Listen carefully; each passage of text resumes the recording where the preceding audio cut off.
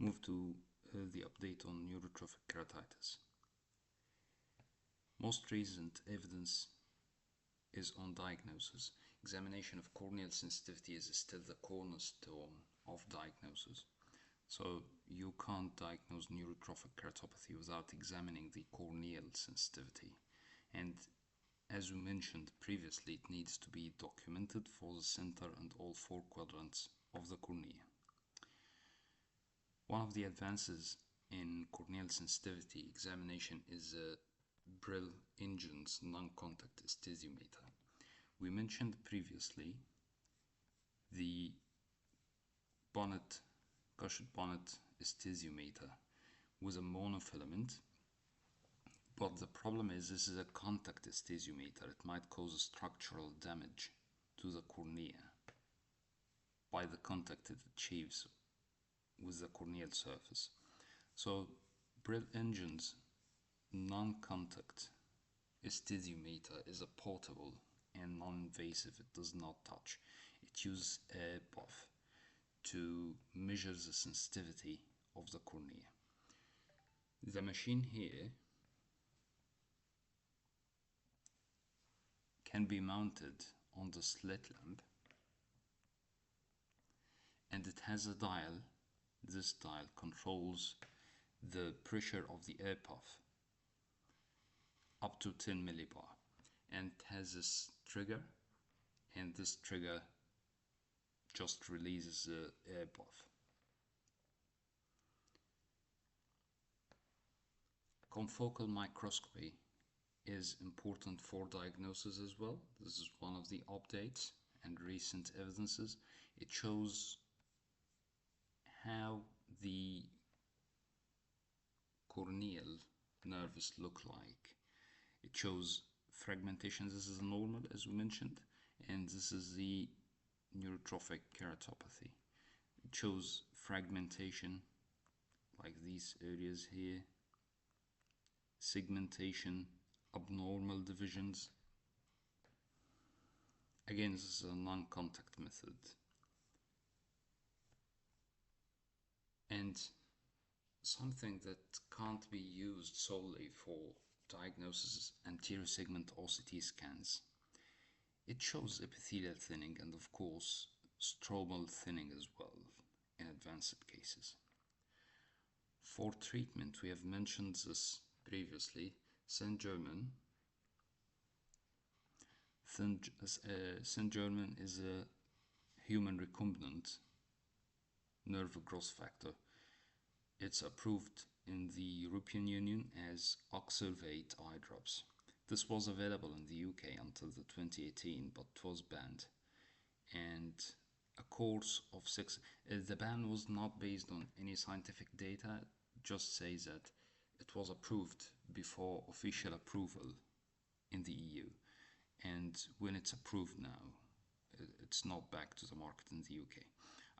It's used in a course of 6 times daily, eye drops for 8 weeks, and we mentioned previously that the side effects include pain during the course of therapy. Other eye drops that are really available in the UK is the RGTA, the matrix-based regenerating agent. This is called calcicol, and it's analogous to heparan sulfate.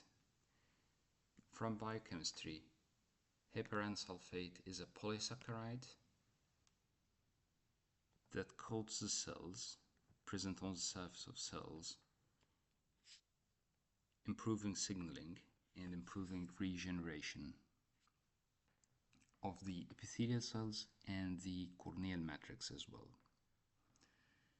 It's not widely available, but it's approved in the UK.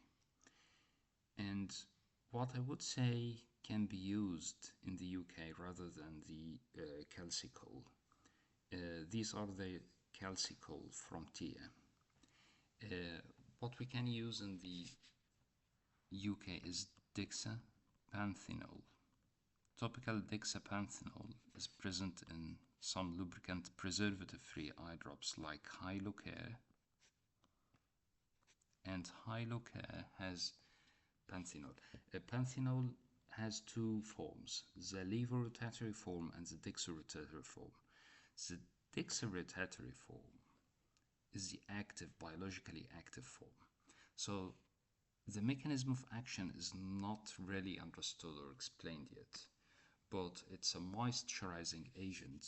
And in cases with neurotrophic keratopathy, it's not just a moisturizing agent. It helps the growth of collagen and helps the growth of the stromal elements. And the mechanism is not explicitly understood or explained. Topical insulin can be considered in patients, in diabetics developing neurotrophic keratopathy, which is recently considered as part of their peripheral neuropathy. We use 0.5 to 1 international unit of the regular short-acting insulin.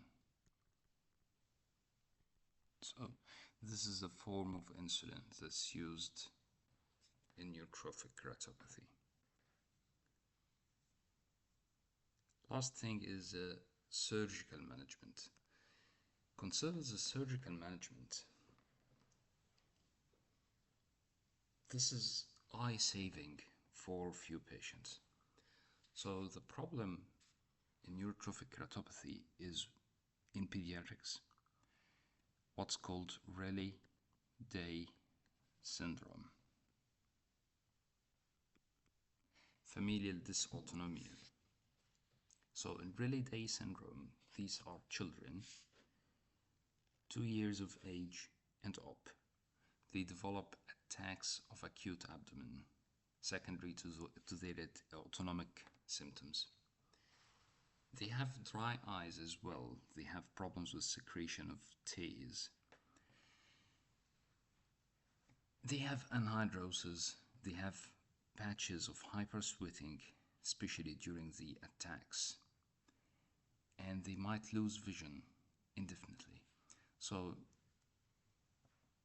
surgery like keratoplasty might be important to restore vision in these children.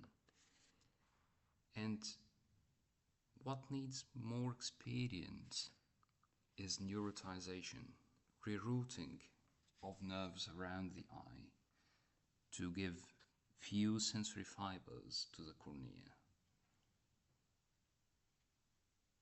This is a procedure that really needs high level of experience, but gives very good results. I wouldn't say neurotization would be useful for a 70-year-old patient who's developing neurotrophic keratopathy, but this procedure really needs very high experience and structural damage to the orbital tissues around the eye should be considered while considering this surgery.